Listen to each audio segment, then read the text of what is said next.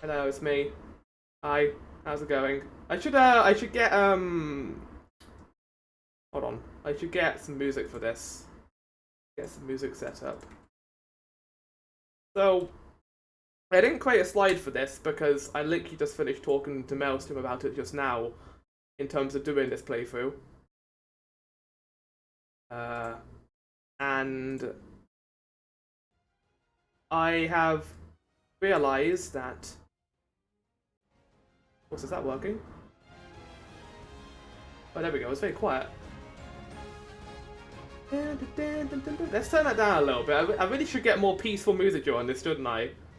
If we don't listen to Rainwave, but what should we listen to, chat?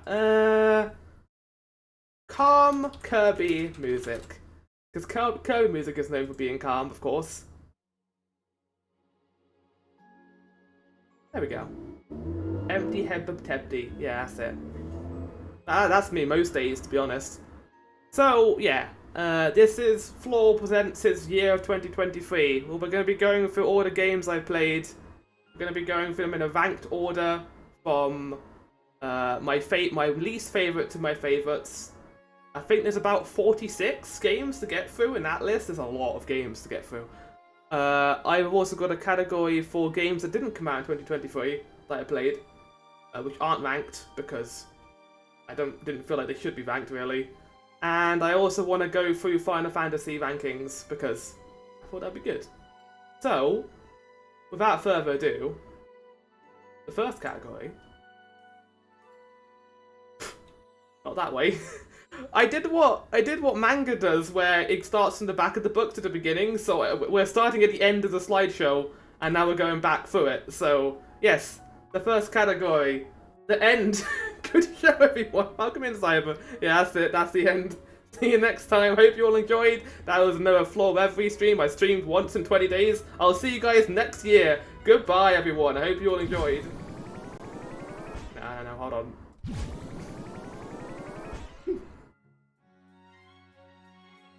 Anyway, games that didn't come out this year that I played anyway. Ranking all games were shit in 2023. No awards. I should have actually done a little awards, but I didn't have time to do that. I might just do them as I go along, like best game that made me eat, I don't know, bacon sandwich during it or something. Best game that made me annoyed. Best game that made me question my own existence. I will kill you, the dead, the Bunky, so Bunky is here, Pastry, and it's very high up. Don't you worry. In fact, I think it's in like the top 5.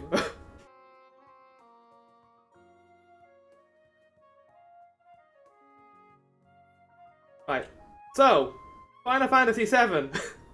Now, I played this at the end of the last year, 2022, 2023. This is my first time ever fully playing this game, and let me tell you, this is one of the best RPGs I've ever laid my eyes on. This was absolutely wonderful in every way. I feel like doing the nice bit right now. This was perfect. It was perfect in every way, and all was right in the world. I loved it. I'm looking forward to Rebirth that's coming out in about a month and a bit. And we're going to get to see the continuation of the story. We're going to get to see Cosmo Canyon. Wait. Kind of hard to grasp playing MS7 the first time in 23. I'm glad you got around to it. Yeah! So you're doing the worst to best or best to worst? So, this is just the games that came out, No! Pastry, well, hold on, let me explain. So, these are the games that came out that didn't come out this year. I didn't rank them because I thought it'd be... imagine, like, I ranked the ones that didn't come out this year. That'd be really unfair to the games that came out this year, wouldn't it? People are like, oh, I played some little games. But then it was like, no, you played, like, Mario Galaxy 2, the masterpiece. The category is kind of the games that exist, yeah, exactly. Oh, welcome in, Legolo. Hope you're doing good today as well. My favourite category. Yes, that's FF7 though, wonderful. I'm not going to be talking too much about these games because there's like 64 slides to get through. So, I think a minute and a half is good enough. And then moving on, immediately after that, there's a lot of Final Fantasies on this first category. This game, it's very silly. It's a very silly game. But I love it. I'm sorry. I know people hate this game, but I love it to pieces. It's so good. This Manoa, my beloved. I think you'll have you know that Manoa should have stayed in the vacuum of space. That's why I love that gif so much. I love this whole game. It's wonderful. The gameplay is fantastic. You can just break it entirely. People have terrible taste. Exactly, Cyber. I agree. It's just so silly. Score's wonderful. All the main casts are great. Manoa's defining moment is pushing the guy down the stairs. I forgot what his name is. The forgettable character in the main party. The sharpshooter. What's his name? They snorted a line of coke after finishing programming this one. It does feel like they just went crazy in the second half of this game. Irvine? Yeah, that's it. I don't remember him. He's a very forgettable character outside of when he got pushed down the stairs.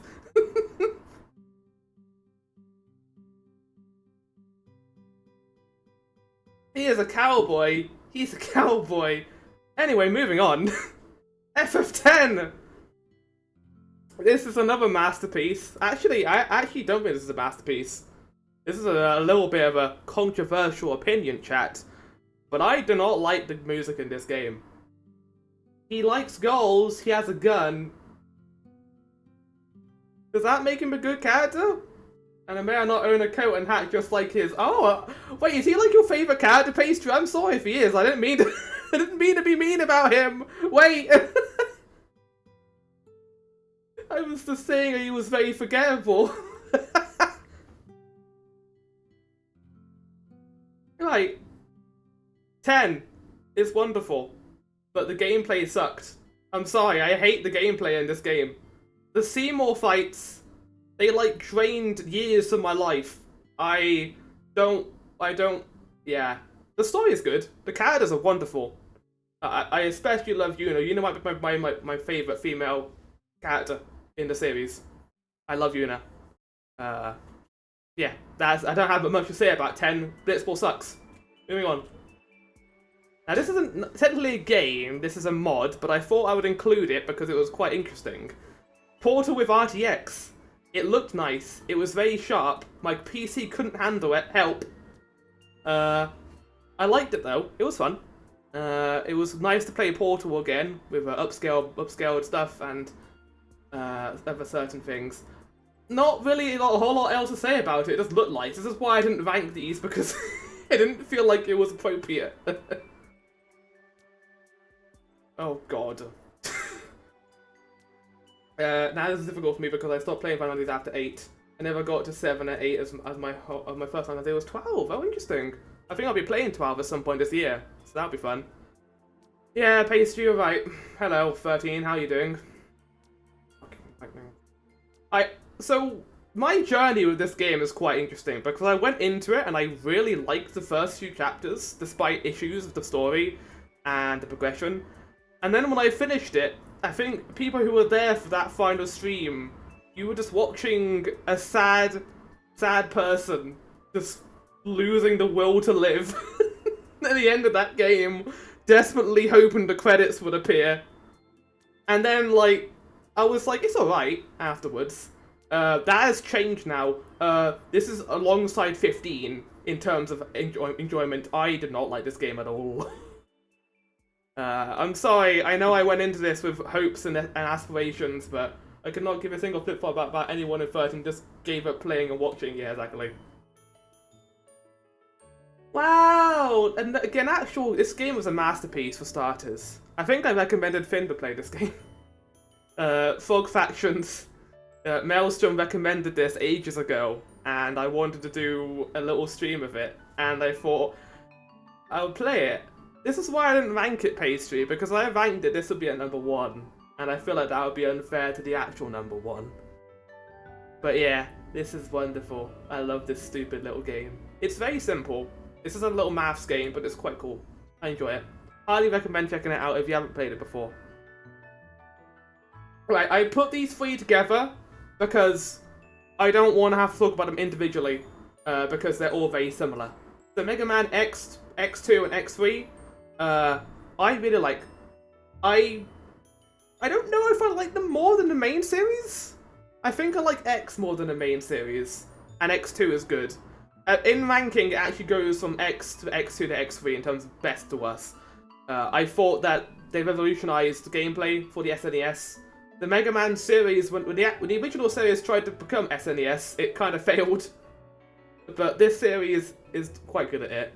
It looked nice, it was very pretty games. But X3 in particular, and there was some issues in X2 as well, it just kind of fell apart.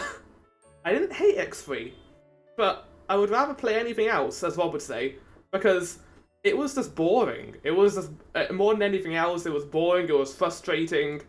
The enemies felt like they were inspired by, or maybe they were like the predecessor to Dark Souls 2, because there was some really annoying combinations in there, and the bosses, oh my god. There was a mechanic in the game where if the boss hits the wall, it would stop you from moving for a few seconds, and that was used repeatedly across the entire thing, and I did not like that at all. So yeah, in terms of ranking, I did not like X3, which is why I'm taking a break from the series now, because I just need to stop playing them if I don't want to get more annoyed with them than I have to be. But yeah, that's X3. Is that it? I think that's all the games, right? Is there more? Is there more? Oh no! Oh! How could I forget? Your boy Bart's Final Fantasy V! This is an absolute classic. This sits alongside 4 very happily. Another incredible banger. This is a remarkable game. No one talks about it. No one talks about FF5. There's always like, oh, FF6, the classic, the masterpiece. FF3 being one of the best NES RPGs. I know you do, Cyber, but no one else does. This is such a fantastic game. Characters are wonderful. Look at that Goober Chocobo. We got your boy Bartz. I love Galoof. All the main cast are wonderful. X-Def is such a fantastic antagonist. Like, there's a lot of really funny lines in here. It helps this game was translated later than some of the others. Yeah, X-Def is MVP. We love him. And we love Gilgamesh as well. Like, yeah, this is just a wonderful game that deserves more love, I think. He got great entrance music too, he did. Parasite Eve. Now, this game was very good. I played this during Spookytober, and I loved the combat. I was surprised by how good the combat was of this. Especially how old it is. I never felt like the combat was unfair in any way. I will be playing Parasite 2 next year. Parasite 2? Parasite Eve 2. I love this game, but it's also really cool. I know, that's what's great about it. And Merry Christmas! It is a Christmas game. This game being, like, really cheesy, I'm all for it. More cheesy. This is... I know I'm more of a defender of the later Resident Evil games than others, but I will say this game is what Resident Evil should have become if they wanted to become more campy, because, yeah, it was wonderful in that regard. And then Eternal Darkness.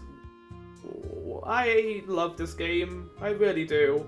I'm so sad we'll probably never get another Eternal Darkness. I've had so much fun playing this on stream. The hallucinations, or the status effects that would occur. The stupid characters. It kind of lost itself a little bit towards the end. Nothing really happened. And it just kind of ended at one point. But it had some of the best spooky stuff. I loved it. There's nothing else to say, really. Play it if you haven't, please. It deserves the attention. It hasn't aged the best, but the magic system in that game, with the whole, like, Pargon, Decidai, Spaghetti, Tebby, and weird. Evil Company actually has sanity effects. Oh, like from this game. That's cool. I beg you appreciate, yeah. We love this game, and it deserves the love. You may just hear things, I see. Spyro 2, Ripto's Rage! Now, I haven't finished this yet, but so far I am liking it more than the original. Just because it has more fleshed out characters, fleshed out locations and stuff.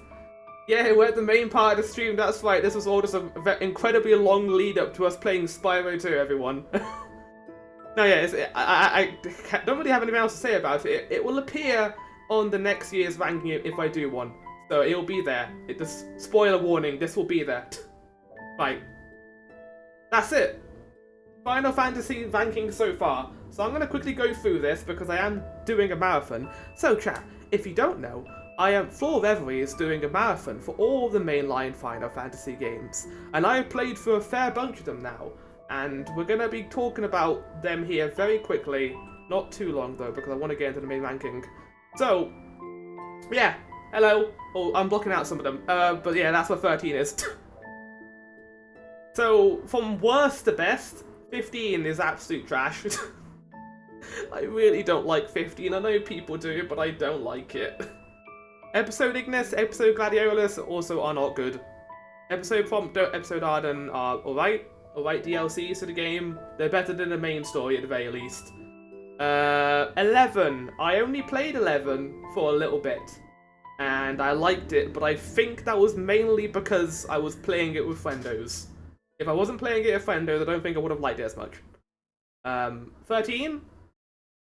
Yeah, 13. Okay, 10! I've already talked about 10. That's 8, 9? Yeah, 9. 9 is really good. I have issues with the pacing, especially the later half of it. Never played 15 because I heard it was unfinished, and though I appreciate the apparent culture of the peak characters wearing black, it does look boring as fuck wearing all black. Yeah, and let's not talk about Cindy either, please. Because, yeah, I don't like characters being presented that way, and whenever they do that, it just annoys me. So, moving on. 4, wonderful. I love 4. It's very fun, very fast-paced. It's a good game.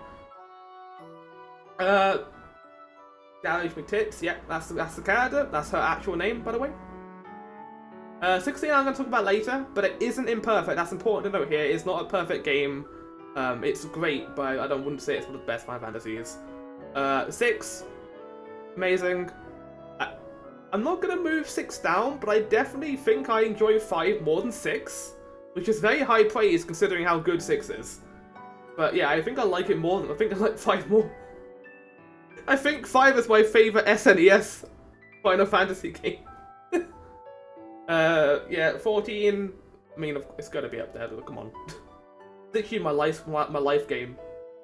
I can't tell you why Garage with Tits is offensive, but Bayonet's a fucking boss. Actually, you probably could, but it's like a deep brain dive or some shit. Yeah, one of us. I am one of you. Oh no. Ever 7 remake. Surprisingly, one of the best Final Fantasies.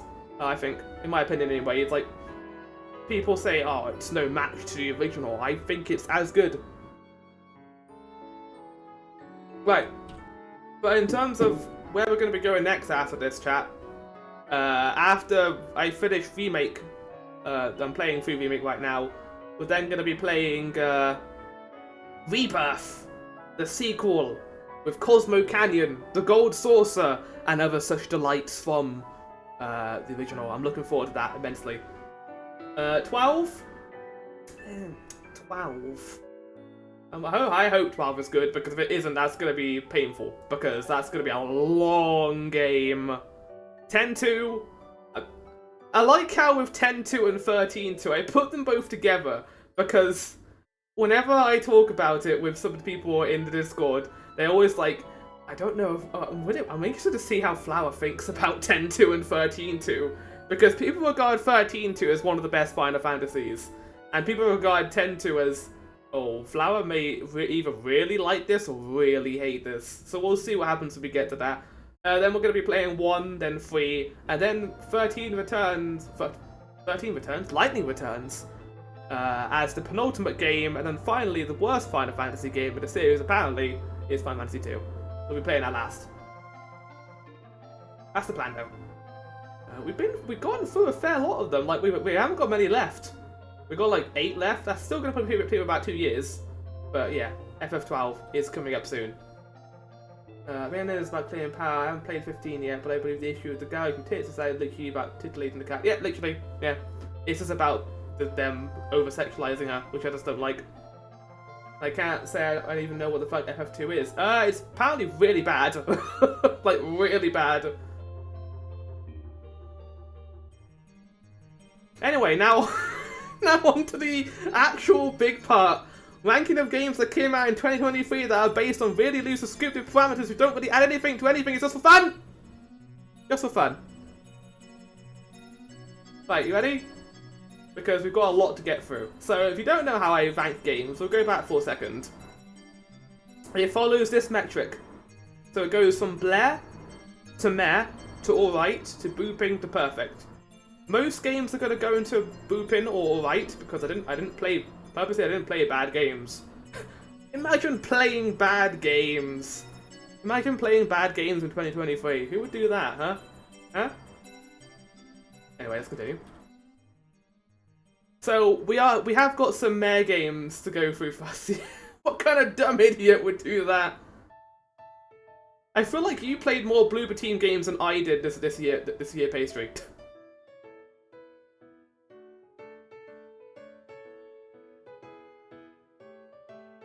Bloober in spirit, exactly.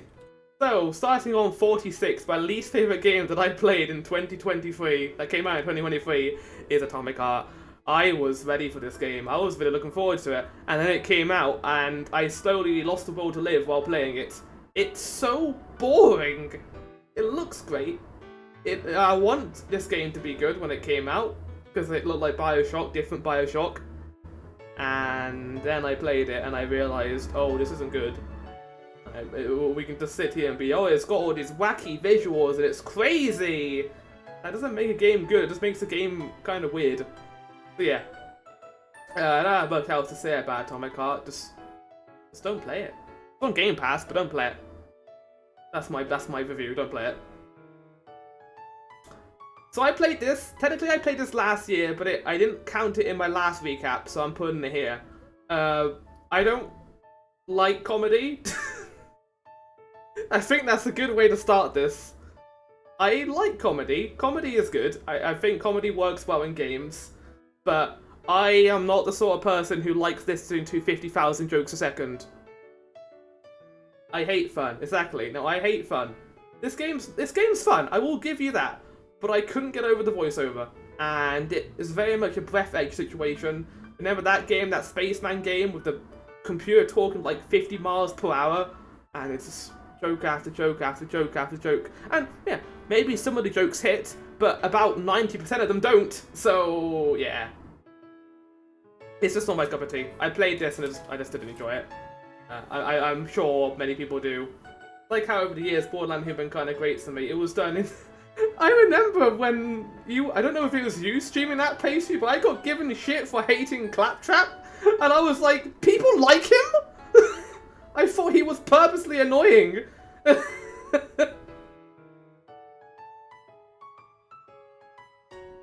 It's like, no, he's like awful in every single way. He isn't funny.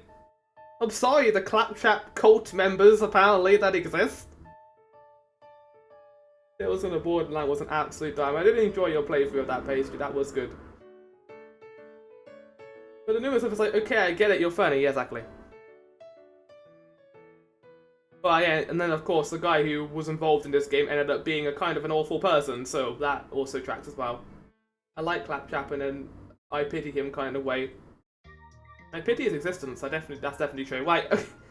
So, I have a mixed relationship with this. I'm gonna say I didn't hate Starfield. I respect that it exists, and I'm glad that the people who were working on it got paid and they made a game. That's a good start. They made a game, good job everyone, they worked on it. Yeah, that's the quote I was going to use. They're gonna, Maelstrom literally fell asleep playing this game. It's less good Fallout. I was saying if Fallout was even good in the first place. Like, I would give you that for like Fallout 1 and 2. But, no, yeah, I really tried to get into this. Like, I played about 5 to 6 hours, but it's just like, I remember playing it and you go to a moon, you go shoot people on a satellite, you go to a moon, you shoot people on a space station, you go to another moon, and then you shoot people on a space station. It's just like, no, I'm good. I don't want to do that. Oh, what? Do you want to get 50,000 trees and put them and bring them to a space station? No, this isn't what I like in sci-fi. Actually, there is a quote that I do want to use. The devs said, basically, of this game, that it's exciting like when the spacemen put their first foot on the moon. No! That wasn't exciting. That was exciting because that was the first time we did that. Like we're in like a saturated market of sci-fi content out here, Starfield. You gotta have something to keep you afloat. Come on. It's like No Man's Sky, but more expensive and worse. Yeah. The only good thing I can say in retrospect is that this game wasn't a buggy mess when it came out. It's like the only Bethesda game that wasn't a buggy mess. So there's that. So, I don't have much to say about Vernal Wedge. We're in the alright category now, so these are games I did quite like. I didn't play this, I didn't finish this. I played like the first 3 hours, but I thought I'd include it anyway. It's a fun little Metroidvania with a cute little 3D overworld. It's nice. Recommend it if you want to play it. I didn't finish it, so I can't really put it any higher. So, yeah. It's better than Starfield. Other than the bug that if you put your really cool rounds in a firm case, they will despair and be gone forever. Is this from experience, Pastry? Because that... Yeah, wow, that sounds like it sucks. Hi, Fox! So we're gonna go through some stuff that I hope people here will enjoy. Some delightful little indie games. Trifox was really cool. It's a one-person dev, and they've been working on this for over a few years. It's like it's difficult. It's like a strategy tower defense, but it's like a platformer as well. Put it on top of that. It's lovely. I like the little foxes, and their designs were cute. Busco Fox, exactly. That's the next game in the series. It's going to be called Busco Fox. Wait, why was it called Trifox? Oh, because there's 3 different classes you can choose from. Yeah, there's 3 different classes you can go between. It's nice. I like it. Highly recommend. Right. So, Metroidvania number 2 on the list. Eldorand. This is like another one that's going to appear later on. For a first Metroidvania, it looks beautiful. It looks wonderful. I like the style, but the gameplay was a little iffy, and it just became very boring in spots. It does the whole you don't get renewable healing, and I'll talk about that later because there's another game on this list which I think some people in here will know that I have played this year, and I had some things to say about it. But yeah, it was alright. There's not really a whole lot to say, to be honest. It was just kind of forgettable. Right, so this, I played this on Game Pass because it came out on Game Pass, and I thought, oh, this looks kind of cool. It's like a Cthulhian Metroidvania with like sinking city mechanics in it, where you have to solve a mystery. It's got a beautiful art style. I will say the art style, a lot of Fox games going on. You know what they say at regular, I only play Fox games. It had a lovely art style. It reminded me a little bit of like a dark version of Ori. But I will say the art style became a little bit much in places where you couldn't really tell where you were. And I just got constantly lost. I didn't know where to go. It's one of those sorts of horror games where you don't know what triggers a certain things, so you have to keep going back in between certain things. Yeah, Fox Benedict, exactly. Delicious. Right. I think I remember talking to some people in the community about this game. I think I recommended this game to you, Pastry, actually, at one point. Ad Infinitum. This is a game that delves into the trauma from World War II, I think. And kind of psychological amnesia-esque experience where it actually reminds me a little bit of Layers of Fear as well, actually, but good. Because this game is very clever and deep about how it handles these subject matters. It's very careful as well. I own this game, I'll stream it someday because it has Bunky vibes. I will say it isn't Bunky, and like, it's not like there's a lot of a narrative going on in it. Yeah, that's why you said it was like Layers, and I was like, oh no. But you're like, it's good, yeah. It's Layers of Fear, but good. It's also really short, it's like about 4 hours. Controversial time. Hogwarts Legacy. I really like this game. It's silly, it's fun, it's an open world game, and I know there's controversy surrounding it, but it is... I didn't finish it. I got a little bit bored towards the end, but I don't know, I thought it was neat. I'm not going to say too much about this though, because I just don't really like Harry Potter or the world that much. I initially did when I was a lot younger and naive to the real world. I was like, oh, magic's wizards, they're so cool! No. Not anymore. Never played it, but it seemed stale. Yeah, it was a bit just generic open world. I liked the Harry Potter. It felt like, you know, like a Bethesda game, but with a skin of Harry Potter paint over it. A skin of piggy paint. Oh boy! Speaking of controversial, this game isn't in there, because I'm gonna say this, chat. I didn't hate the Callisto Protocol. I played this, and I thought it was alright. The combat was very repetitive. Dead Space 2, yeah, that's how I describe it too. It's way better than Dead Space 3. Like, Dead Space 3 isn't even a comparison. This is a better game. It looks amazing. I just think the combat was very underdeveloped. There were generally some really good sequences in this game. There's a whole portion where they've used lighting really well, so you can barely see anything, and there's only like one light in the room and you can see the enemy coming towards you, but you have to use that like shadow to try and work out how to dodge them. It's really cool. I like this. There is a level of investment in this game that I can't really ignore. I'm gonna say that now. I don't think that these devs should have gone out of business because of it. I definitely think the main dev should have probably treated them better, but yeah. It takes back 99% of the time, yeah. I agree. Yeah, the combat was lacking, yeah. Right. Oh look! I want to give a shout out to the Vikings of Twitch community! !VOT! Because I played this on the Super Show! And I regretty spaghetti. My thought process with playing this game was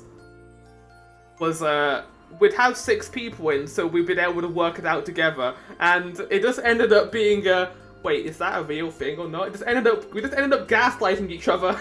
That's what happened. We just gaslit each other and we couldn't work out what to do. This is a meme game, right? No, it's an actual, like, and it's an interesting concept for a horror game. Basically, you're going through this tunnel 8 times, and you got to work out there's a difference. It's like a spot the difference game, and there's a lot of horror elements in it. I won't go into for spoilers, but it was alright. It was like PT if it was more of a puzzle game.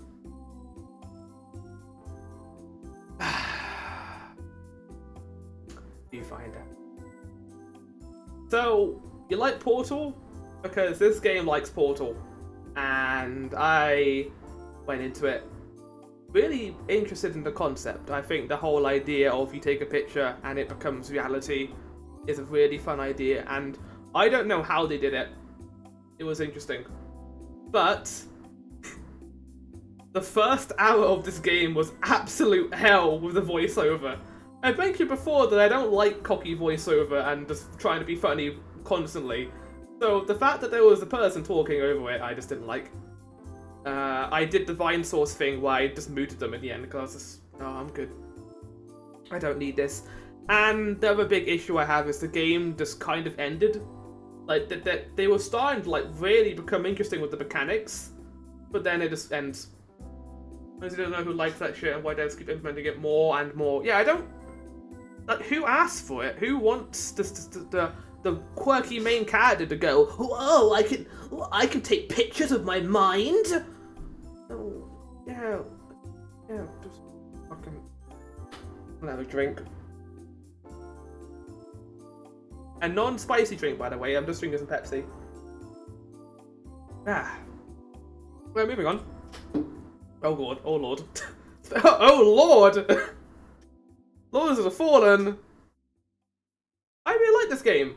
I thought it was really clunky in spots, but considering that the first game that they made with Lords of the Fallen title was an absolute dog shit, I feel like they did a lot here to try and make it good again.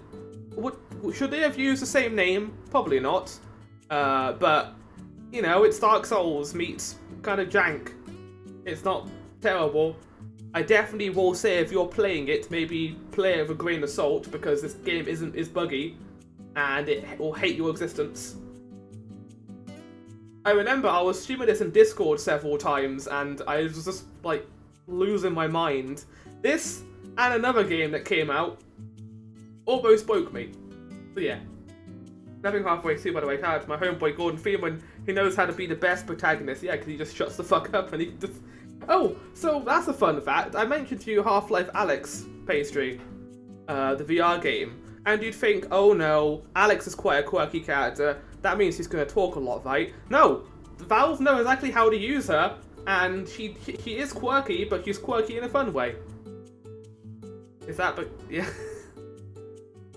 And I like Alex. I think Alex is a really good character that they introduced in that game. And I think you'll like her too, because she's a goober. Link was a close second. Well, we'll see, because there's a movie coming out soon. Gonna talk in that, of course. Yeah, but Lords of the Fallen. It felt like the devs wanted the game to be difficult rather than fun. And you were allowed to have a mixture of the both, but I don't think the game understood that, so... Oh, hello! Look who it is, chat! If you've been watching me in the Discord and what I've been playing over the last few months. Now, the ending to this game, the second half of this game, actually fixed itself, Pastry, and other people in chat were wondering. It actually became a way better game in the second half.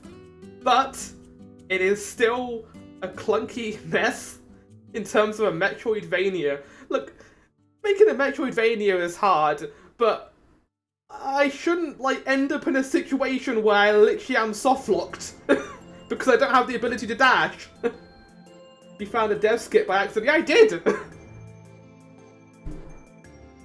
They allow you, to give you some context, chat, this is my review for this game, they allow you to go to a late game area really early on, the snowy place, and you can do some jumping to reach an enemy arena to fight some enemies, and then you can't leave, because to get out you've got to use a dash ability that you don't have! And by the way, there's no Homeward Bones in this game. Devs, it isn't hard to program in a mechanic like that. Hollow Knight doesn't have that, but if you leave the game and then re-enter it, saves you back at the bench you just went to. It saves your progress. The last phase, however, is like, no, if you die, you're gonna go back to your last save point, which isn't the temporary save point, by the way, that we put in. It's the big save points, which means you lose 30 minutes of progress! Anyway, that's the last phase. Oh god. I really put all the annoying games together, didn't I? Wolong Fallen Dynasty. This is the latest game by Team Ninja in terms of Souls-likes. This was very good. I think Maelstrom streamed this as well. I really like the combat. Again, Team Ninja games always look amazing. The animations are so fluid and beautiful. Bosses were really good. I will say that compared to Neo, I didn't like it as much. I thought the Neo combat was better overall. I just think they relied too much on the Sekiro deflect mechanic. I think the Sekiro deflect mechanic may become a mainstay now for Souls-likes. They love that mechanic, these devs. It's like, oh, what if we have you deflect the boss's moves? No, I don't want to do it. I thought you said compared to Neo. Yeah, compared to Neo. It's my favourite Souls-like. I love the Neo game. Well, back to luck. And then a DLC came out recently, and I didn't like it. With the DLC, I just wanted to get to the bosses, which was the stuff I was interested in. And, yeah. In fact, I will say this, chat, I kind of cheated. I just ended up using a software so I could just fight the bosses.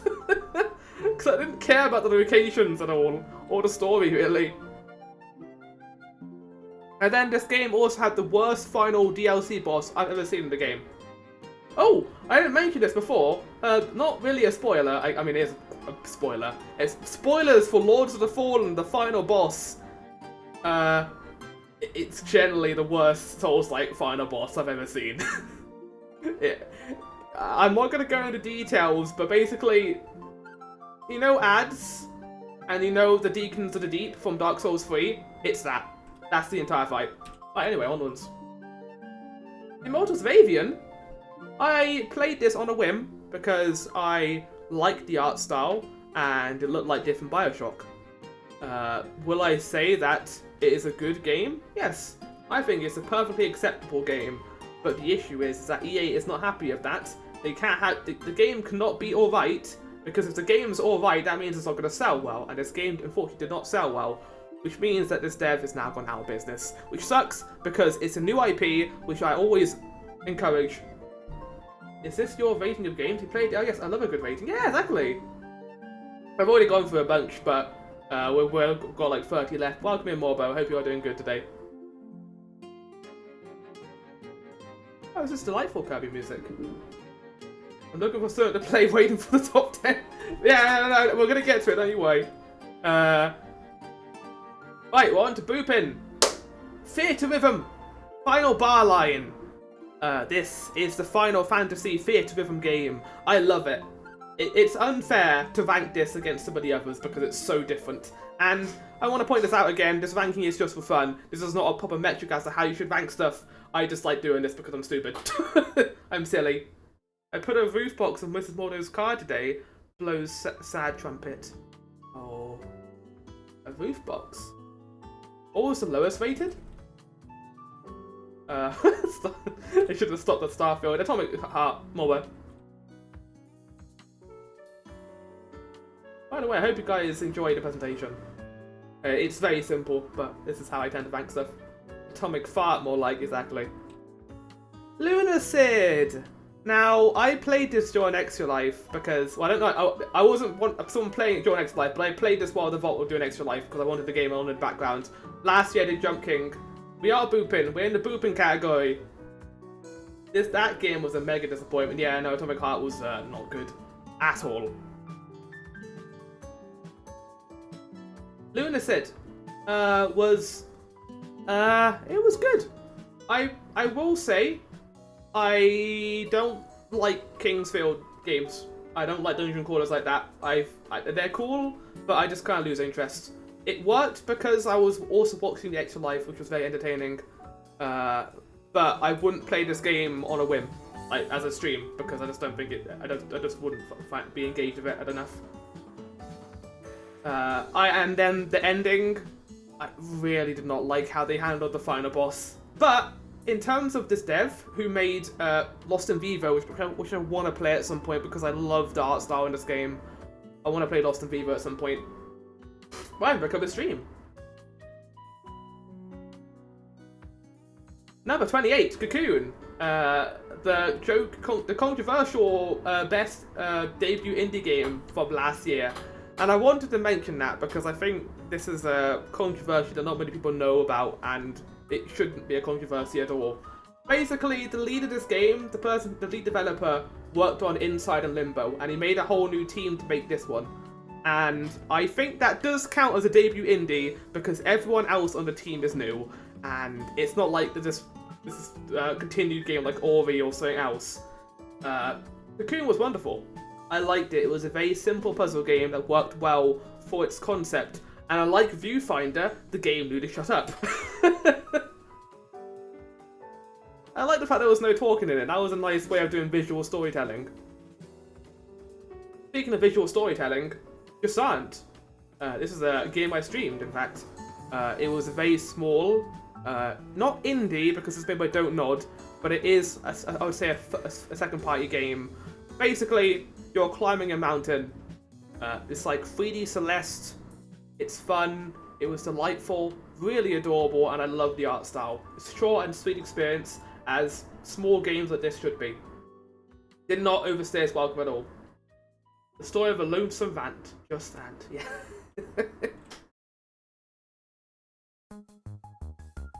This isn't Theatre Rhythm Final Bar Line. Well, this is meant to say with Kirby's Return to Dreamland Deluxe. Speaking of Kirby music, there we go, we got a Kirby game on here. What the fick-fack? Yeah. Kirby's Return to Dreamland Deluxe was a lovely little game. I loved it. It was, Kirby's Return to Dreamland on the Wii is one of my favourite games, one of my favourite platformers. And getting to play that again this year was a delight. You get to see weirdly inflated DDD to the right. I didn't realise how big he was.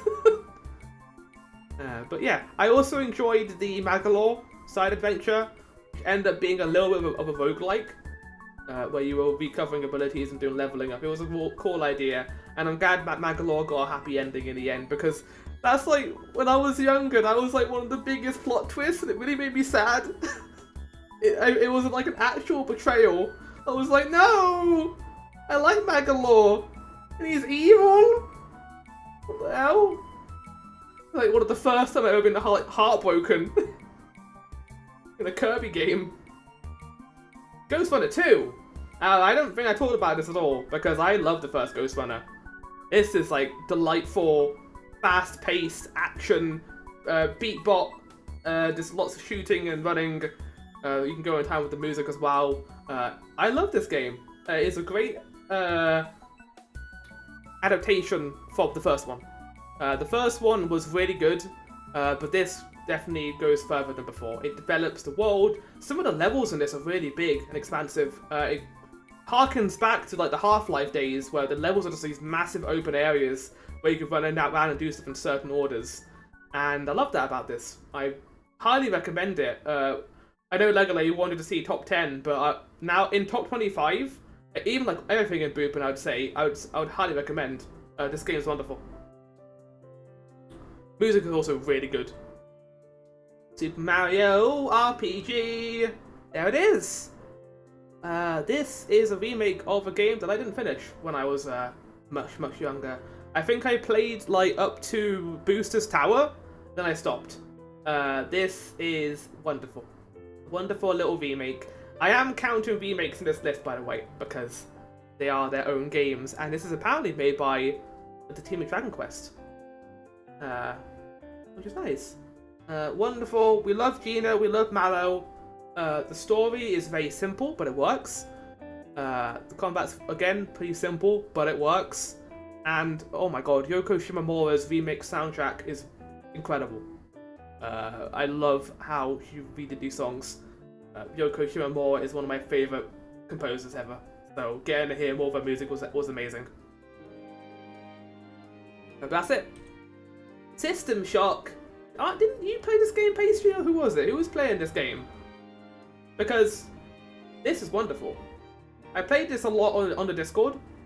I had not played the original before, and I don't think I ever plan on doing that because the original has not aged well. But this is made by a dev who's been doing a lot of small remakes of really old games. Yeah, Mel redeemed it for you, yeah. Now I remember. Oh, I've lost my slipper. Where's my slipper gone? Oh. No. No. Wait, I'm back. Yeah. It's a really unique sort of horror game because it follows a very general kind of. It's almost like a survival game in some ways. It follows these general flaws, and you're going through them solving puzzles. I love that. I thought this is a really unique experience, and I highly recommend it if you want kind of a more survival horror. Definitely emphasis on the survival part of that sort of sci-fi horror game. Looking forward to seeing what they do with System Shock 2. My Friendly Neighborhood. Now, am I the only one in the community who knows about this? Because I'm pretty sure someone else in that community has played it. I played this, and I was a bit skeptical at first because I had heard that people didn't like, weren't really getting into this because they thought it was a mascot horror game like FNAF or, what's the one with the giant teddy bear monster? I don't know. One night, it was really cool. Yeah. But this is like a Muppets type game. I loved it. I think that the whole mascot horror thing is kind of doing this game a disservice because it's much more of it's an actual game at least. It's complete. It's a survival horror to its truest form, and it's just very goofy and fun. And I like the kind of wholesome message the game ended on. It didn't go down the route of just being depression central. Or like these Undertale Sans-esque, or like FNAF Five Nights at Freddy's. Is that Golden Freddy? I don't care. I don't care about FNAF. If anyone mentions FNAF to me, I just kind of phase out of existence for a little bit. Because I just don't care. Oh, please. I don't want to know about FNAF.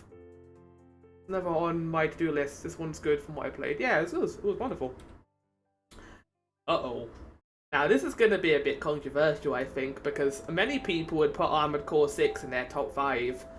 But I have some issues with Armored Core 6. Firstly, I have never played an Armored Core game before. So, going into that was a bit of a learning experience about how to actually play an Armored Core game. This is made by FromSoft. FromSoft, you know, the devs of Elden Ring. And my favourite Dark Souls, my favourite sorts of games that are in my top 10. But Fires of Rubicon, I really liked. I wouldn't say it's on an Elden Ring level or even a Dark Souls level, because I think fundamentally I didn't get as invested in it as those sorts of games. Because of the level-based structure and the linearity of it as well, that probably didn't help. But also, there were certain bosses in this game that I think go into the realm of just being annoying. I don't necessarily like using the metaphor, but it felt like Melania.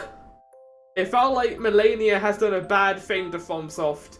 They are now designing bosses to like be extremely gimmicky and not give you a lot of time to actually attack them. There's a particular boss in this game that I still cannot find. The only way to hit the boss, I felt, was by using a homing rocket and doing a good bit of damage, like once every like 1 minute. Because I have issues with Melania and a few of the Elden Ring bosses. Fundamentally, there's not really a good reason for it. It's just I don't find them necessarily fun to fight, and a lot of the bosses in this game kind of fall into that as well. But that doesn't take away from the fact that some of the encounters are excellent. I think Tom was playing this game at some point, so definitely a shout out to him. He was enjoying it, I think. Kingdom Shell! People who like Metroidvanias, write this down on your list, because this was wonderful. It wasn't my favourite Metroidvania that came out this year, but again, for a first-time dev, this was really impressive. Like, compared to Elderland and even The Last Faith, they wish they were this good. The actual combat was very simplistic, but the art style and kind of the vibe this game was going for were wonderful. It's one of my more favourite Metroidvanias that came out. And yeah, again, I love to see more indie Metroidvanias. They're one of my favourite genres. I haven't really got anything else to say outside of play it if you haven't, and you like these sorts of games. Right, this is probably the most controversial one. The Legend of Zelda Tears of the Kingdom at 19, not even scratching the top 10. Take a grateful shower and sus in a bit. Don't worry, Neil. The Popo are coming for you. Oh no! the Nintendo Popo are coming for me. The Legend of Zelda Tears of the Kingdom, I think, is a great Zelda game. What it does right, it does really well. Listen, I haven't played it, so it's good. You banked this too low, you're coming with us! I'm sorry, chat. It's too low, I need to bring it up. But, issues. Minor spoiler. The first Skyland you're on is the biggest one of the game. And that immediately to me was a, oh no. Because they were really advertising the Skylands, and they were barely in the game. Like they were there for a little bit, but they weren't an emphasis on the actual structure, which feels so un-Zelda-like. They're always so innovative with their mechanics and how they design the world that it felt really just, I don't know, underdeveloped. As opposed to the depths. Like, the underworld is really cool. And they never showed that in the trailers. Like, that's where you should have put your money into. Because that was the coolest part of the game, in my opinion. But, yeah, the story was better. The characters were better. But I just kind of fell off of it. I had already played Breath of the Wild. And I know the whole, it's the same map, but it's different, is a good argument. But I'm also going to throw out my own argument saying, you want me to be invested in a world for 100 plus hours, create a new world, or create something that isn't the same world. Use the word Skyland without irony. I am sad, I know. I like saying Skyland, I want to say Sky Island, it sounds boring. Anyway. Yeah, it's at 19, it's not the best. Okay, this is really funny, because this game's immediately after, and I know people didn't like this. Yeet, aha, pastry. Anyone in chat, if you haven't played this, play it. It's one of the funnest games that came out at the end of last year. Not enough people talk about it. It is so stupid and it knows it is. It's like vampires and werewolves and you just shoot them as a cowboy. It's so stupid, I love it. Seriously. I want to be a cowboy, yeah, I'll do it, exactly. I've been on the fence about it. What, Evil West? Is it? No, it's like Doom. It's like Doom Eternal. But it's like Doom meets like Half-Life meets Bloodborne to a certain extent. It's not difficult. It's wonderful. Yeah. Morbo, I would describe it as Doom meets like lots of old like werewolf stuff. It is amazing. Graphics look like, I know. And it's so goofy and stupid. Anyway, let's move on.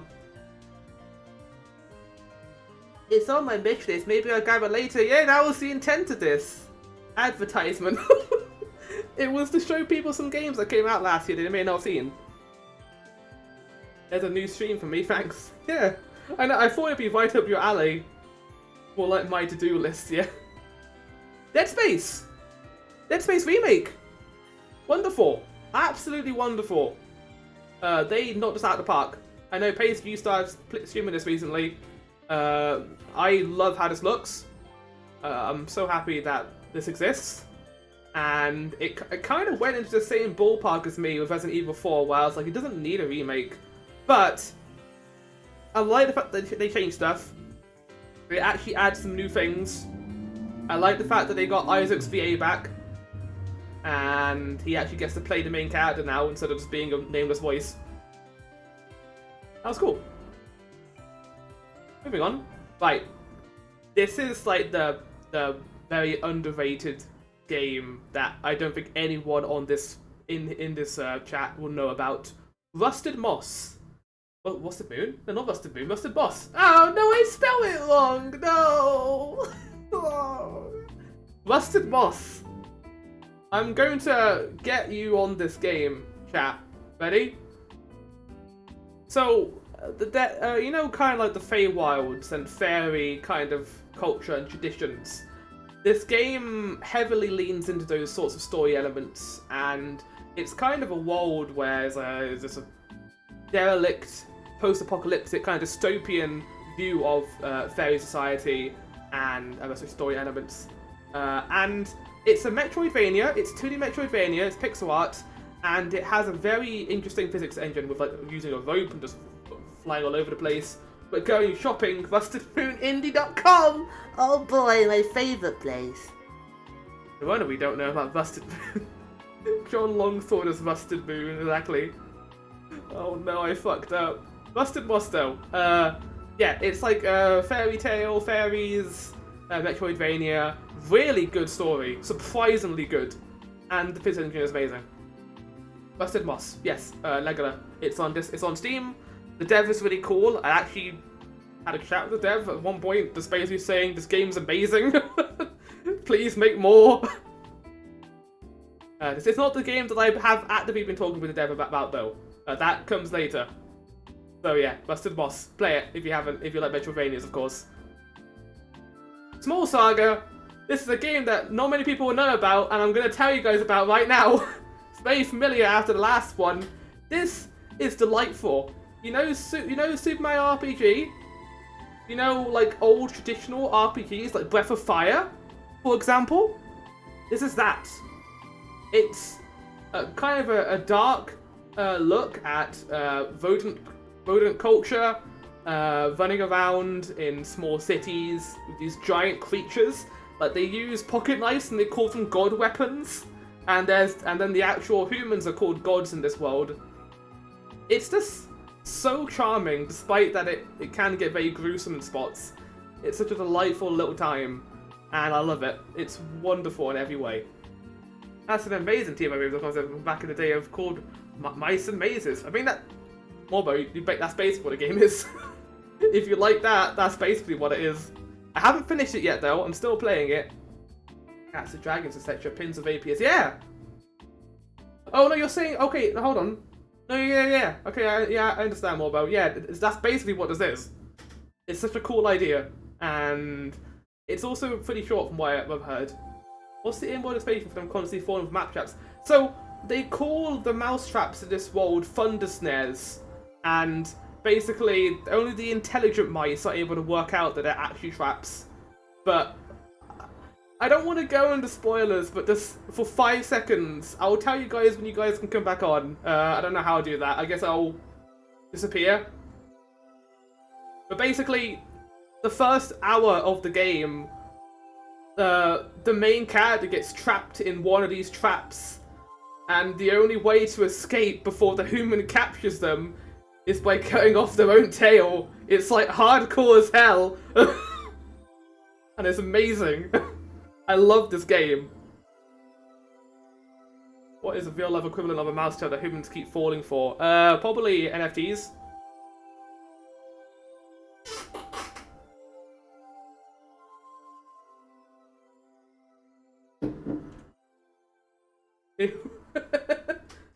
Apple. Yeah, that's it. Oh! It's your boy Clive!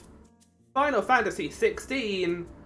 Right, this is pretty high up considering I said before it wasn't the best game ever. Date sister. No. It stars your boy Clive, your boy Joey. You can date Joey. If you don't know context-wise, I ended up like scrubbing like Jill's name while I was playing, and I called her Joey, and it just fucked me up. So that's her name now. Yeah, punk sister, exactly. 16. I've already done a review for this at the end of my playthrough, but in very short summary kind of form, I thought that this was great. A great return to form for Final Fantasy as a whole. Yoshi P and his team were cooking with this. Like, they gave me everything I wanted. This giant, iconic monsters just fighting each other. Like, my boy Bahamut getting his much due respect. And I enjoyed that. But, big but, everything that wasn't involved in the icons was kind of boring. Like, the side quests were really bland. I think Maelstrom said this at one point as well, where the side quests were just really dull. And nothing was really happening at all. Cooking for real for your no-cap dead-ass boots. Mama, House Slay Queen. That's exactly how I'd describe it too. Hey sister, cowardly pasty chooses your own adventure book was gross. But in terms of like official ranking compared to the others, I actually would put this lower than some of them. Not because I didn't hate, some of the stuff in this game was some of the best sequences in the whole series, but the overall package was a bit mellow and mediocre in spots. And I'm willing to admit that, because as much as I like Yoshi P and his team, it wasn't the best game ever, and they can learn and improve from that. I don't think they plan on making a new Final Fantasy game, but they can continue making 14 even better. I mean, Dawn Trail is going to be incredible. Jedi Survivor. So, this game's very high, and I know people don't like this.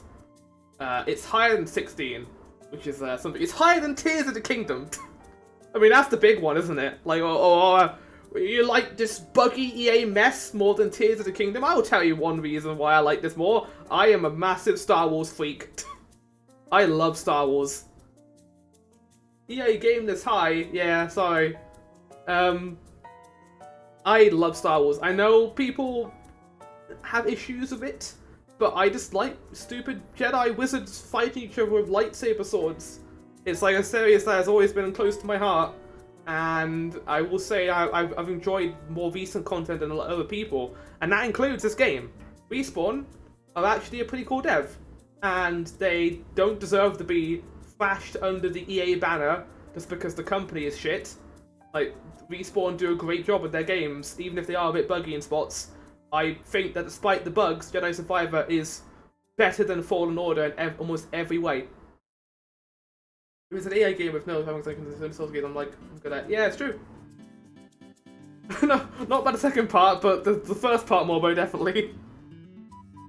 Jedi Survivor, though, is really good. The story continues on from the last game perfectly. It's fun. I love the new characters. The combat gets even better, and it's just more of the last game, but it's better. I love everything about it. There's stuff I can say that I enjoyed more in this than 16, and Here's the Kingdom. So, yeah. Not scratching the top 10, huh? Speaking of, Baldur's Gate 3, the big boy, probably the biggest boy of 2023. This is the one that won most awards at Game Awards. Oh, I just realised Alan Wake 2's on here somewhere, chat. Where do you think it is? How much do you think I pissed off some people in chat by putting it really high? Baldur's Gate outside the top 3. Actual crime against humanity. Oh no! Baldur's Gate 3 is good. I loved the first half of this game. Reported to Twitch. No! I just fade out of reality. No! Baldur's Gate 3 though. Loved it. It's like one of the only TTRPGs outside of Path of Exile which I really like, that I enjoy. I thought it was wonderful in every way. But I will say the final act, the final half of the game really slowed down for me. It's not bad, but definitely some of the later elements were a bit mixed, in my opinion. Rank 12, Baldur's Gate 3 is good, yeah.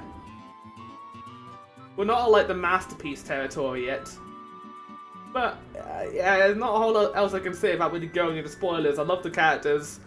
As an accomplishment, this game is a masterpiece. This game, like, broke all conventions.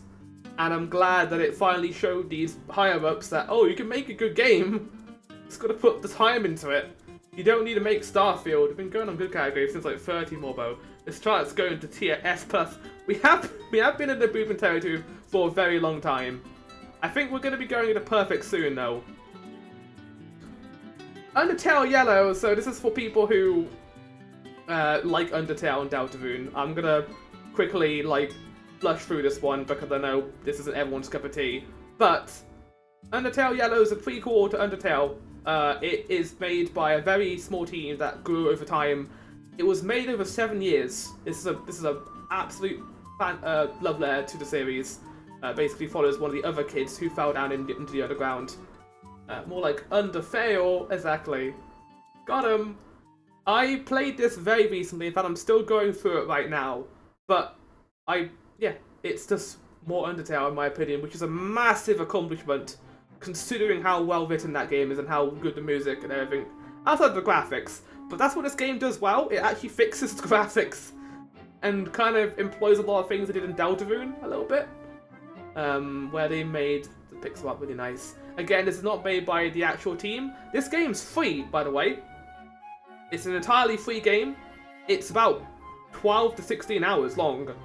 It's really chunky, and there's also different routes you can go as well if you want. So if you want a delightful little campy time, which is really stupid and silly characters, highly recommend. Now, why is it higher than Baldur's Gate 3? Well, let me explain. Recency bias, probably. No, the second half of this, in terms of story and characters, really cooked.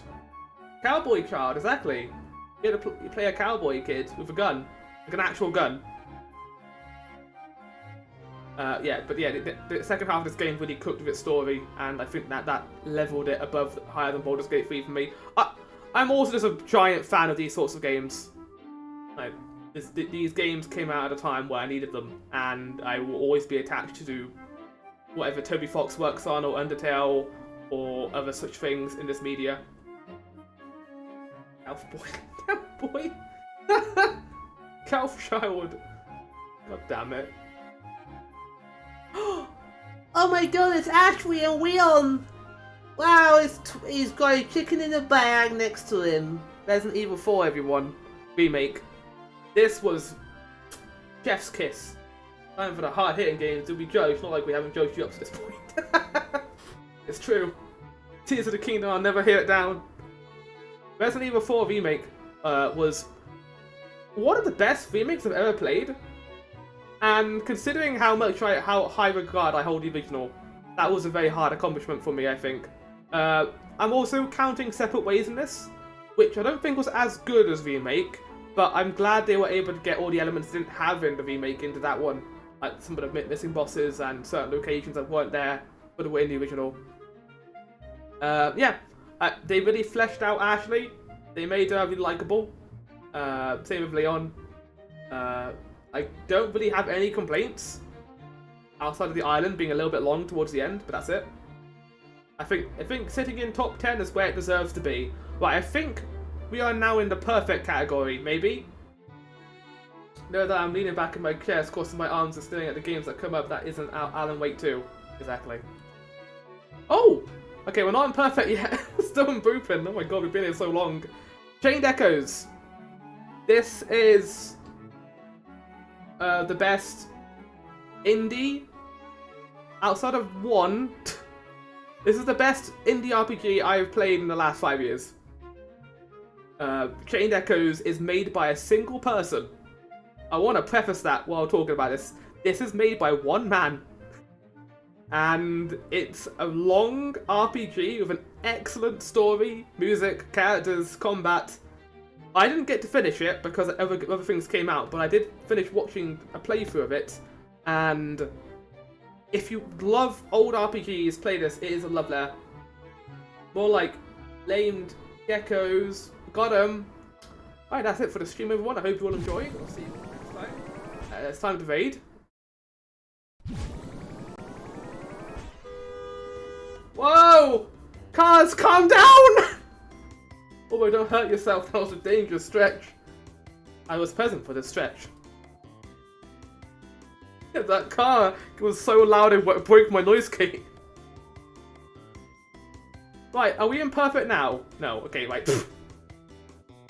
Number 8, Liza P. This is my favourite Souls-like that came out this year. We love Liza P. We love Pea Soup. We love the P organ. Everything about this. Pace, did you end up finishing this? I know you stopped playing. Yeah, I'll always recommend to get back into it because it's wonderful. I'm looking forward to the universe these devs are going to make. No! Oh. Maybe you will play it at some point in the future. I don't know. Just forget it again and again, and now it's been too long where you feel like you just might want to restart, right? That's how my brain usually goes to just these sorts of things. But I liked it. Yeah, I have issues with some of the late game bosses, but in terms of a pure Souls-like experience, this game does really great cooking. Basically forgetty, now she upsetty, yeah. I'm not going to say too much more about it though. I would say just check it out if you haven't, and you might enjoy it.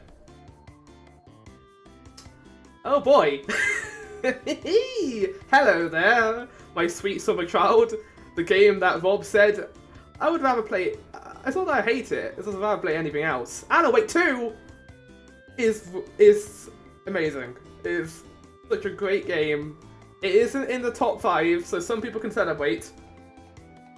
There are 6 games that are gonna die right now. But that kind of shows how good 2023 was, because yeah. Yay! It's number 7. Bum shuffling. Oh, chat's exploding. I'm sorry. Oh no! What have I done? Hollow Rage? Oh yeah. I'm about to destroy some things. The ground starts shaking. No! Cyber! Are you alone? Is there a man there with a gun? Blink Morse code. Alan Wake 2 is a survival horror game made by Remedy. It is their successor to Alan Wake, and I would say sequel to Control, because it takes all the best stuff from Control and meshes it into a Resident Evil type combat, type mystery game. In every way, this is the most visually stunning game on this, I'll say. Hold that opinion because it may change soon. We all saw you survive in the Vassal. I'm sorry, but Cyber is already outside. I was like in the Vassal arena, completely unrelated. I was in there for like less than a minute. I did not put up my best showing. in this year's Vassal. I was there for like 2 seconds. I don't think anyone even knew I was there. He was in for like 61 seconds. At least I remembered my hat this time. I mean, yeah, this is wonderful. Alan Wake 1 wishes it was as good. Yeah, I don't really have a lot else to say. It's a great mystery game. It's generally really creepy stuff. My only issue of this game is the fact that it relies on PNG jump scares. The sorts of thing where it flashes on your screen for 2 seconds, and it was scary at first, but then they kept doing it, and they kept doing it, and doing it, and doing it, and doing it, and I got annoyed by it towards the end. That sounds like shit, mate. Well, I don't make up the rules, Pastry, now what do I? It does not rely on jump scares.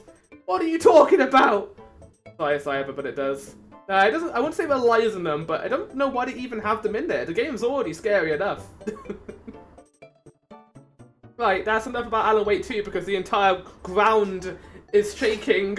Oh, we need to move on. We're moving on. Sea of Stars. Oh, look at this delight. You literally just said it relies on them. God damn it. I'm sorry, I'm controversial. I'm also entirely... Oh, what's the word I'm looking for?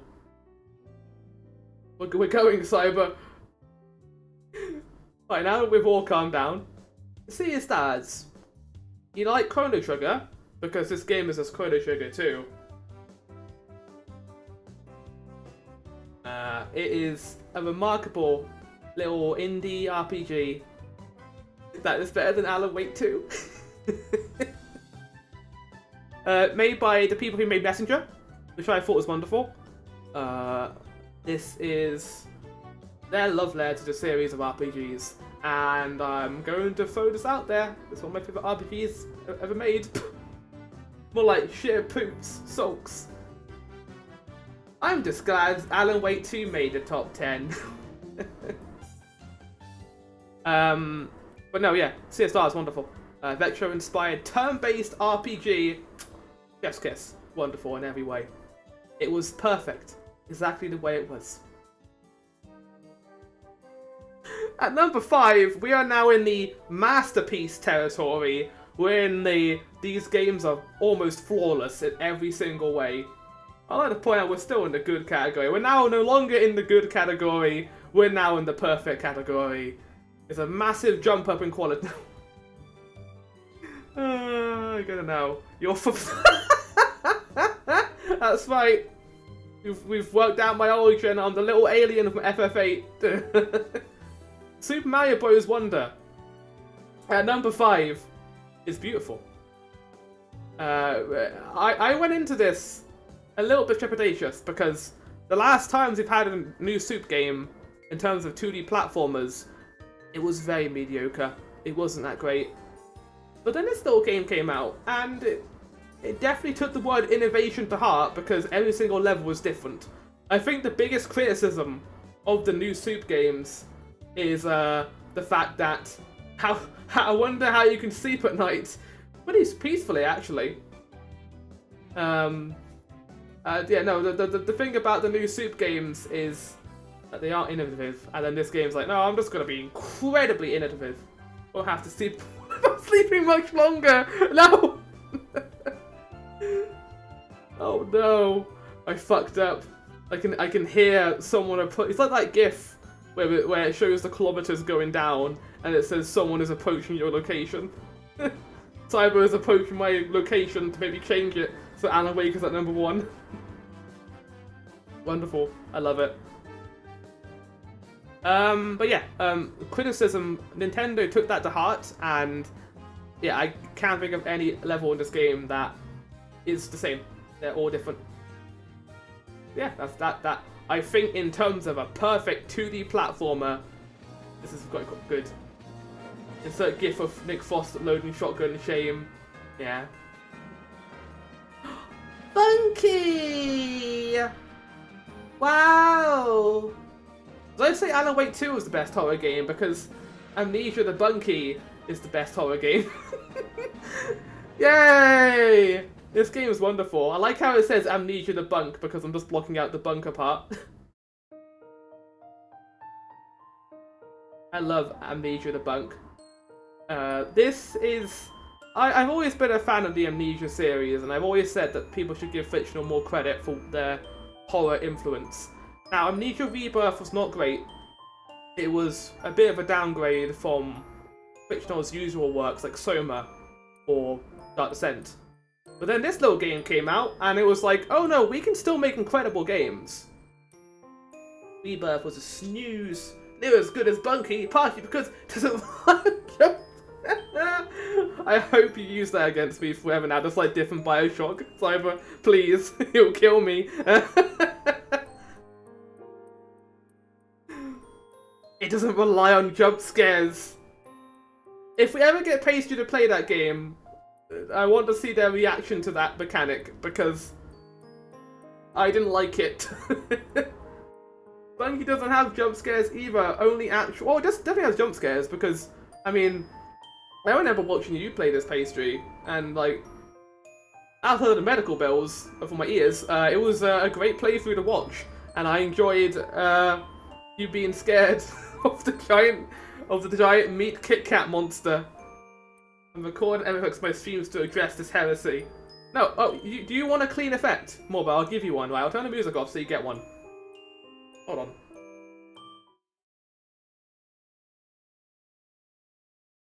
on. Alan Wake 2 relies on jump scares and isn't as scary as Amnesia the Bunker.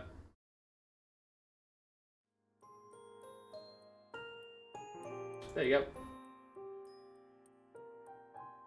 Super loud noise that isn't earned and isn't effect. Well, if we're going down... Okay, hold on. If that's the issue, let me just preface that a jump scare, I think, isn't, like, a cheap thing. Jump scares can work. Let's throw this out there. I'm not saying that because it's a jump scare it means it's cheap. What I mean to say is that it's overused.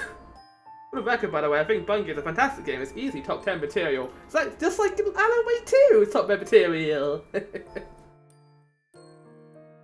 I wish this game got more attention, because just like Fictional's previous works, no one talks about it. I don't know why. Bloober team over here are making like Layers of Fear in the medium. People are like, oh, look at these horror games. It's like, no, play Bunky. It's so good. It's an actual good game. Layers of Fear is shit. It deserves to live in the furthest away and like dump site. And they're the ones making like Silent Hill 2. What a joke. Anyway, fictional games are wonderful. Play Bunky. There is 3 more games. Oh, wait, what? I actually don't know what the last 3 are. Oh, this is a surprise, isn't it? Blasphemous 2? What? Blasphemous 2 is on here. What the hell? That's better than Bunky? I actually forgot this was here. And this isn't saying that I don't like Blasphemous 2, actually. So, I played the first one, and I thought it was wonderful. The first Blasphemous game was absolutely great. But then I hated it in spots as well. The platforming sucked. The bosses were a bit janky. Blasphemous 2 came around, and the devs were like, you know all the stuff you hated in the first game? We've removed those and put in stuff that you'd actually like. And this is what this game is. I can't even describe how good it is as a Metroidvania. It looks amazing. You actually were a lot more careful of how they handled the story in this too. Because I think in the first game they kind of made the story a little bit too much in spots. And this game is like, no, we'll make it a little bit simpler for the players to understand. And I appreciate that. If fucking cat game is number 1, I think I'll have to start a vendetta. What, stray cat? Stray cat? Stray Souls more though. Doesn't have a cat in it. They didn't have that in the asset store. But no, yeah, this is wonderful. I think you played the first game, didn't you, Pastry? Or was it Maelstrom? I hope you played this at some point, because this is like a perfect sequel in my regards. It's like leagues better than the original. And I highly recommend it. I don't know what number 2 is. Actually, what is number... I know what number 1 is, but I don't know what number 2 is. I thought it was Amnesia the Bunker And I was about to lose my shit.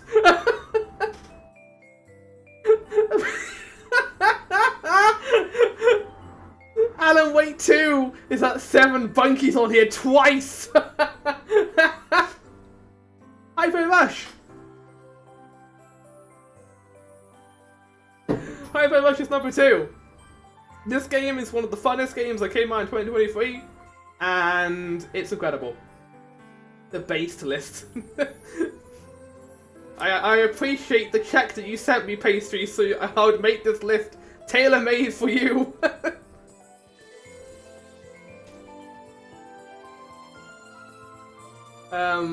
No, yeah, Hi-Fi Rush.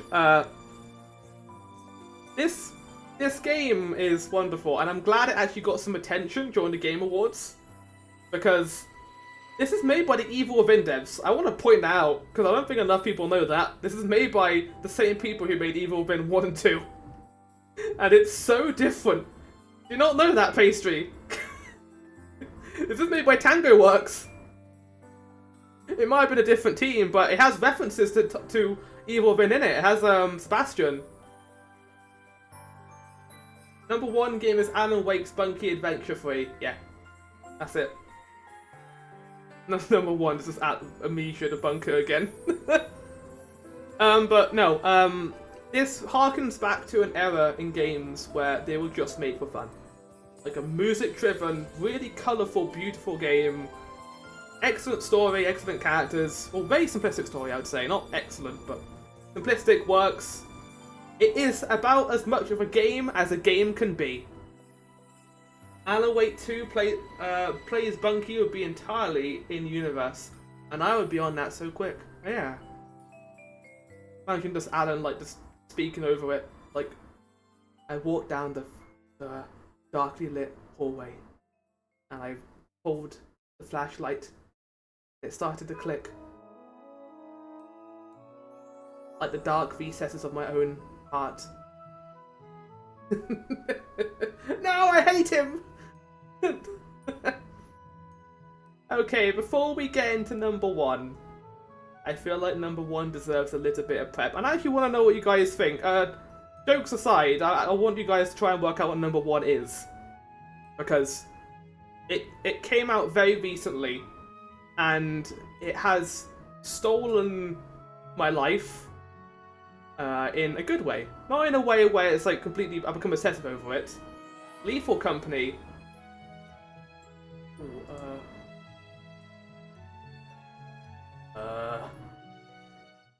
I kind of forgot about Lethal Company existing, actually. Oh no!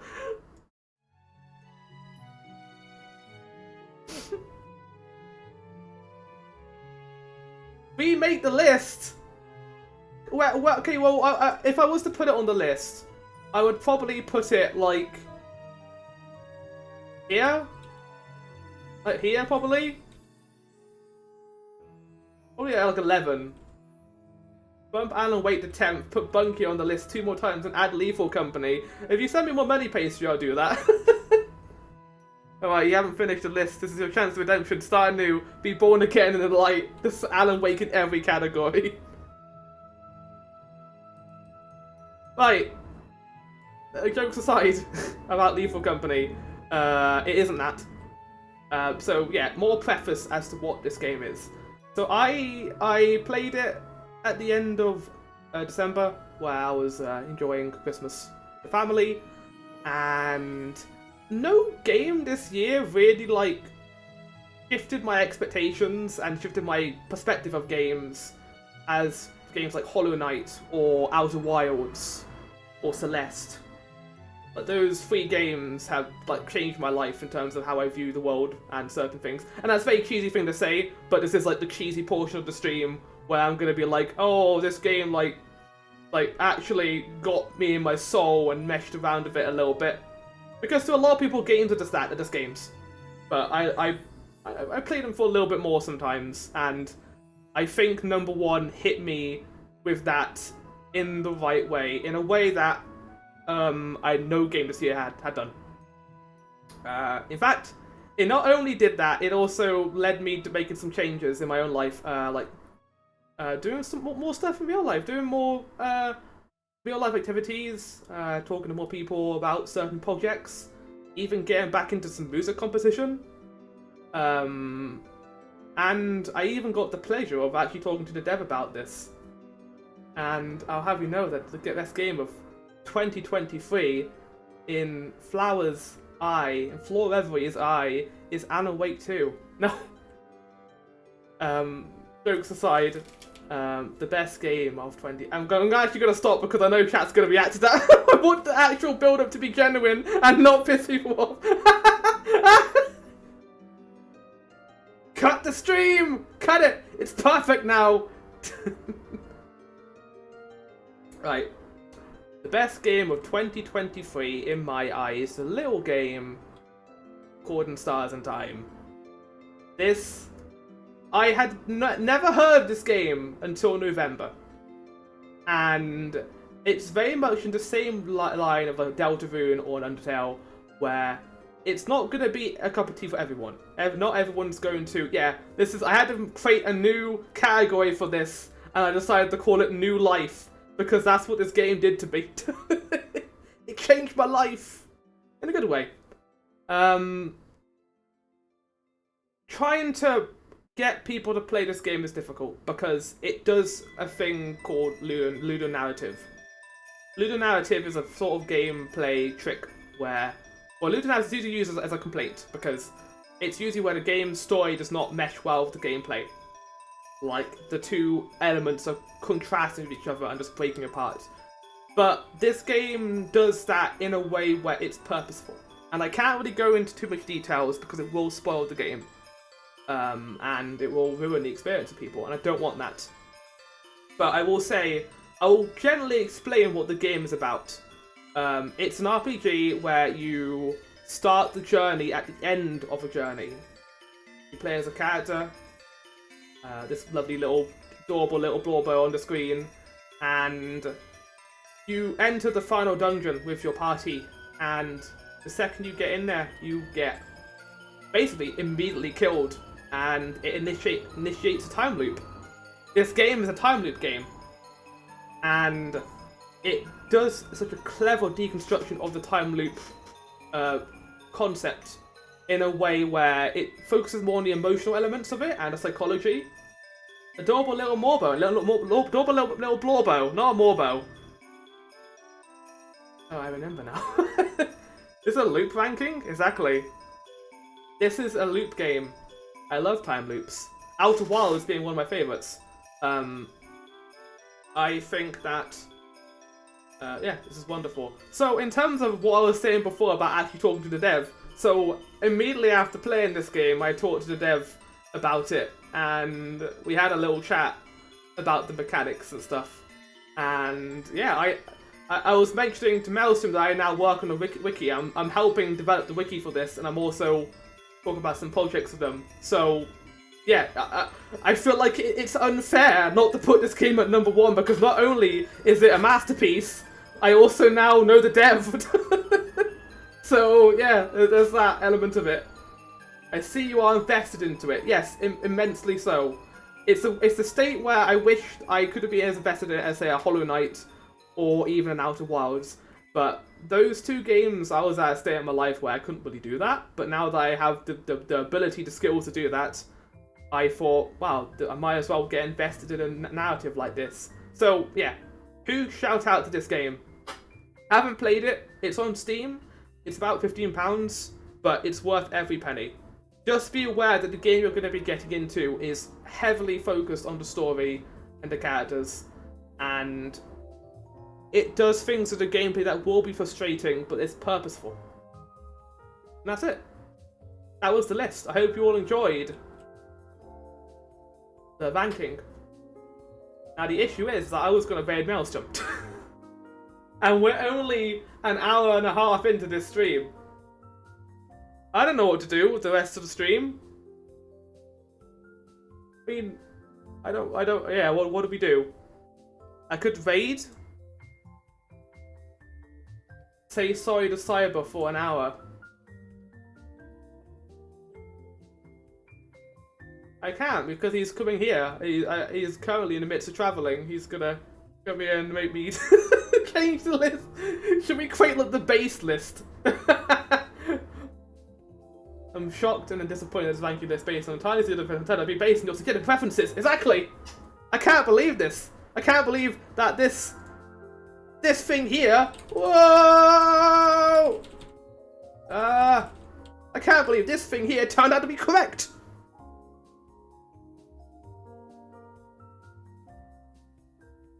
High five, buddy. You know it, pastry. I love how the stream ended up somehow being annoying to Alan Wake 2, while also being nice to Bunky. I do love Bunky though. Bunky is wonderful. I don't know. Well, we could add some more stuff to the list if we wanted to. I don't know what to do now. We've literally got an hour and a half. I mean, I guess I can talk about my stream idea with what I was talking to Maelstrom about. So Maelstrom created the retro shuffle thing, the coding for that, and I wanted to do that. I've been wanting to do that for a while now, but I've only recently had the courage to do it and decided to actually get it set up. So my idea is, chat, is I'm going to be playing through the first 8 Legend of Zelda games through the retro shuffle coding system. Because why not? Have you even played Lethal Company? Yeah, I did a bunch of them through the Discord matchmaking thing, and also like once with an in-group bunch of friends. Should we just put Lethal Company on the list? Because I have played it. Give me a sec. Can we not show my personal information? Windows G enable. I don't think that's show my personal information. I think we're good. Yeah, we're good. Because I changed my name to the flower, so it wouldn't show my actual name. Okay, right.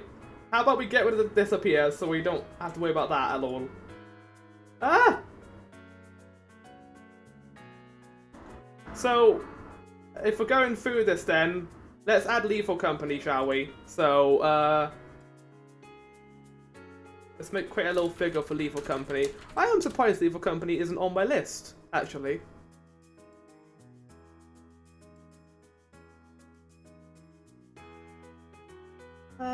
There we go. So I would put it between Undertale Yellow and probably Baldur's Gate 3. Just in terms of how fun it is, too.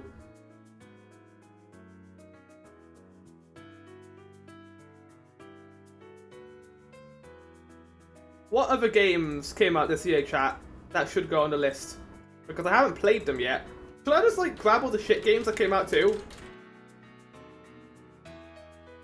Because I generally got a list of that. I got the POF file that has all the games on it. Oh no, the numbers. The numbers! I'm not going through the entire list again. Wait, hold on. We need to do something quickly.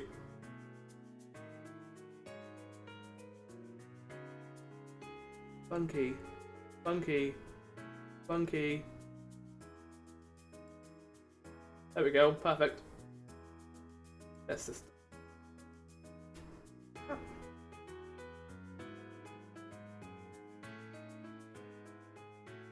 There we go.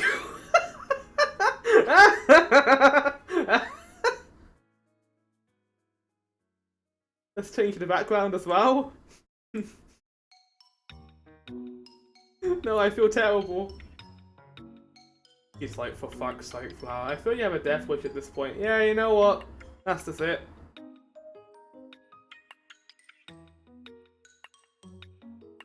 Right,